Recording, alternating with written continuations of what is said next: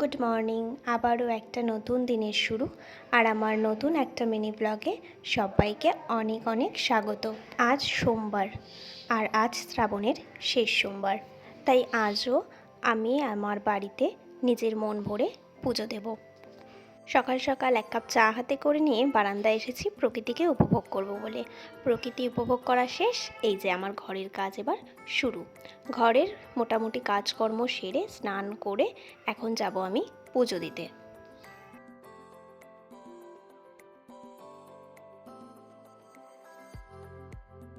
এই যে আমি রেডি, এবার চলো আমার সঙ্গে কয়েকটা ফুল তুলে নিই।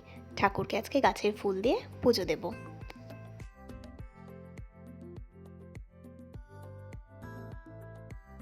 জানো তো, বাড়ির পুজো হলো মনের শান্তি, আর নিজের বাড়ির পুজো নিজের মন মতো করে দেওয়া যায়।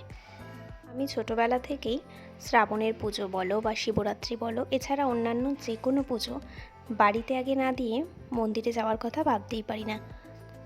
আমি মনে করি বাড়িতে যে ভগবান রয়েছে, যাকে আমরা নিত্য পুজো দিই, তার সেবা আগে না করে কী করে মন্দিরে চলে যাই। আর সত্যি বলতে আমার সেভাবে মন্দিরে যাওয়াও হয় না। আমি যে কোনো পুজোতে নিজের ঘরের ঠাকুরের কাছেই পুজো দিই। এই জায়গাটা যেন একটা পরম শান্তির জায়গা, আর আমি বড় তৃপ্তি পাই এভাবে পুজো দিয়ে। তোমরা কারা কারা শ্রাবণের শেষ সোমবারে পুজো করলে আমাকে কিন্তু অবশ্যই জানিও।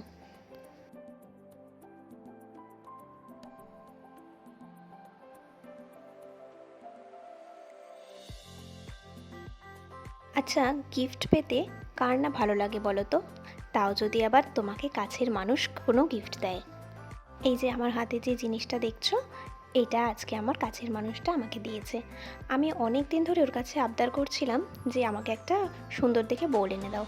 সে কিছুতেই রাজি হচ্ছিল না। আজ হঠাৎ করে আমার হাতে এনে দিয়ে আমাকে পুরো সারপ্রাইজ করে দিয়েছে।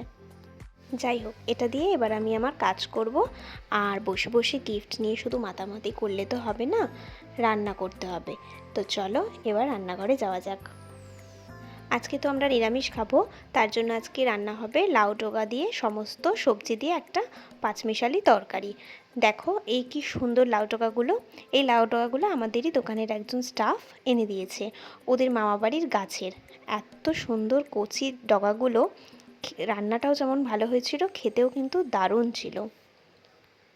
এই লাউ ডগার তরকারিতে সমস্ত সবজি আর সাথে যদি কাঁঠালের দানা দিয়ে রান্না করা হয়, তাহলে খেতে কিন্তু দারুণ লাগে। তোমরা কারা কারা পছন্দ করো আমাকে কিন্তু জানিও। আর শেষে কিন্তু একটু আদা বাটা দিতে ভুলো না।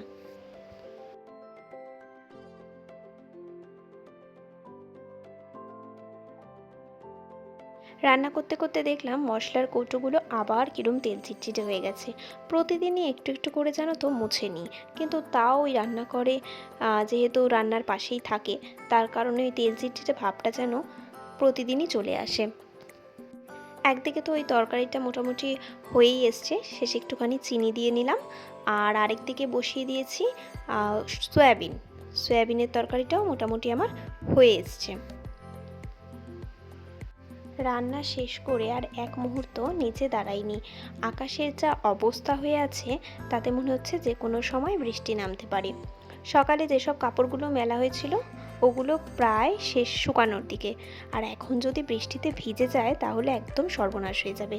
তাই ভাবলাম রেস্ট পরে নেব, আগে গিয়ে সব কাপড়গুলো তুলে আনি।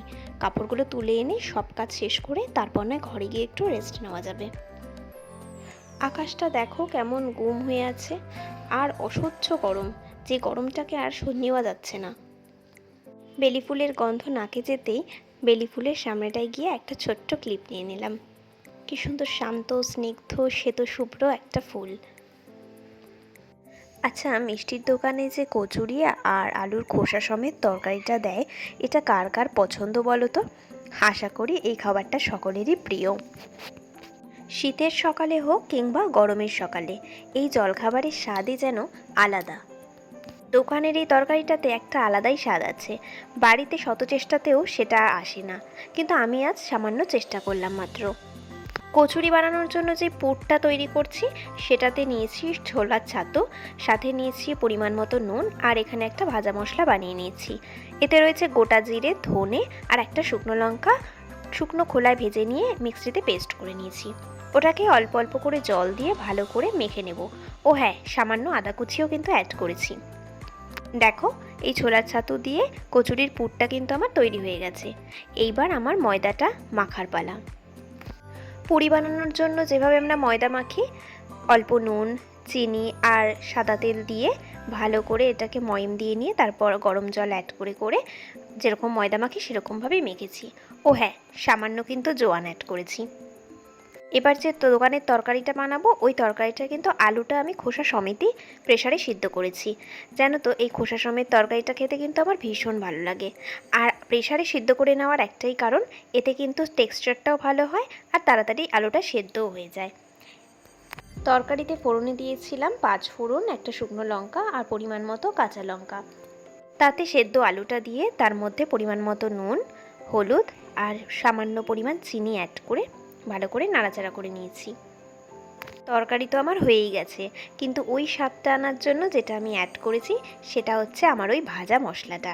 ওই মশলাটা যখন তরকারিটা হয়ে গেছে শেষে ওটাকে অ্যাড করে ঢাকা চাপা দিয়ে দিয়েছি। তাহলেই আমার তরকারি রেডি। আমি যে পুরটা বানিয়েছিলাম সেই পুরটা ছোলার ডাল দিয়েও করা হয়, কিন্তু যেহেতু আমার সময় হাতে কম তাই ছাতুটাও ছোলার ছাতু, সেই জন্য শর্টকাটে করার জন্য আমি ছোলার ছাতুটাকে ইউজ করেছি। এভাবে আমি ছাতু দিয়ে প্রথমবার কচুরি বানালাম। জিনিসটা খেতে কিন্তু মন্দ হয়নি। এই যে আটাটা মেখে প্রায় 1 ঘন্টা মতো রেস্টে রেখে দিয়েছিলাম, তারপর এই আটাগুলোর মধ্যে পুরগুলো ভরে নিচ্ছিলাম। দুপুরবেলা বর আমাকে গিফট দিয়ে আমাকে সারপ্রাইজ করেছে, আর এই বেলা ঠিক করেছি এই খাবারটা ওকে দিয়ে ওকে আমি সারপ্রাইজ করব। জানো তো, লুচিগুলো কিন্তু বেশ ফুলকো ফুলকো হয়েছিল। যাই হোক, রাতের ডিনারটা আপাতত আমরা এই দিয়েই সারি। ততক্ষণের জন্য তোমরা ভালো থাকো, সুস্থ থাকো, আর আমার চ্যানেলটাকে সাবস্ক্রাইব করে অবশ্যই আমার পাশে থেকে আমায় সাপোর্ট করো। আজ তবে আসি, টাটা।